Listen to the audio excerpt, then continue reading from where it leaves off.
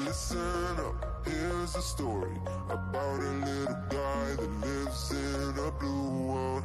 And all day Pengertian wawasan Nusantara secara etimologi berasal dari bahasa Jawa yang berarti pandangan, sedangkan Nusa yang berarti kesatuan kepulauan antara yang bermakna dua samudra.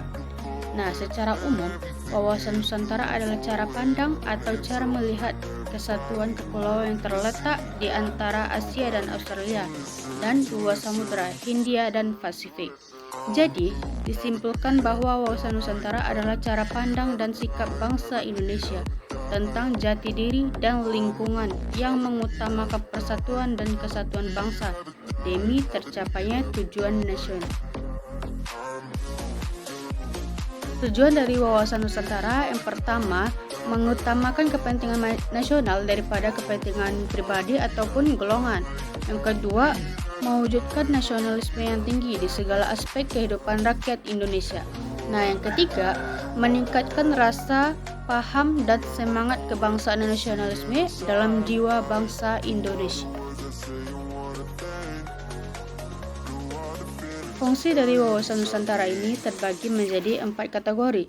Yang pertama, wawasan pertahanan keamanan nasional, yang mana mengarah pada pandangan geopolitik negara bangsa Indonesia, yang mencakup tanah air serta segenap wilayah NKRI.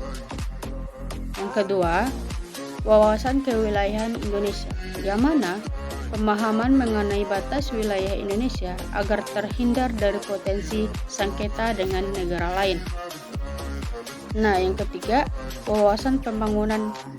Nah, di sini ada namanya unsur-unsur yang terkandung di dalam seperti sosial politik, sosial ekonomi, serta pertahanan keamanan negara.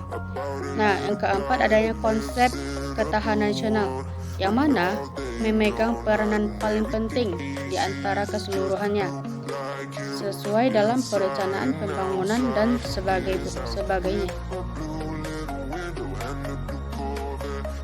Asas dari wawasan Nusantara ini terbagi menjadi 5. Yang pertama, asas solidaritas. Yang kedua, asas kerjasama. Yang ketiga, asas keadilan. Yang keempat, asas kejujuran. Yang kelima, asas kesamaan tujuan. Tantangan dari implementasi wawasan Nusantara di era modern.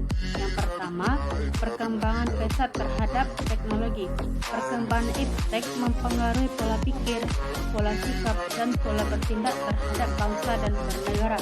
Yang kedua ada namanya kapitalisme, yang mana suatu sistem ekonomi yang berdasarkan kepada hak milik swasta, yang mana mereka memiliki aktivitas ekonomi yang dipilih sendiri untuk mencapai laba sendiri, tidak mementingkan kepentingan orang lain tapi lebih mementingkan laba sendiri.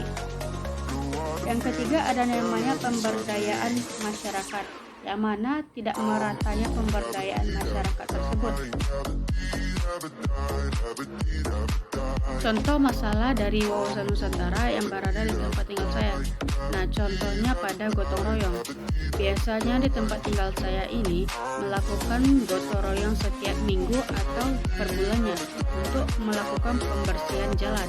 Nah, masalahnya di sini masyarakat kebanyakan tidak mau mengerjakan gotong royong tersebut, lebih mementingkan kepentingan pribadi daripada kepentingan bersama.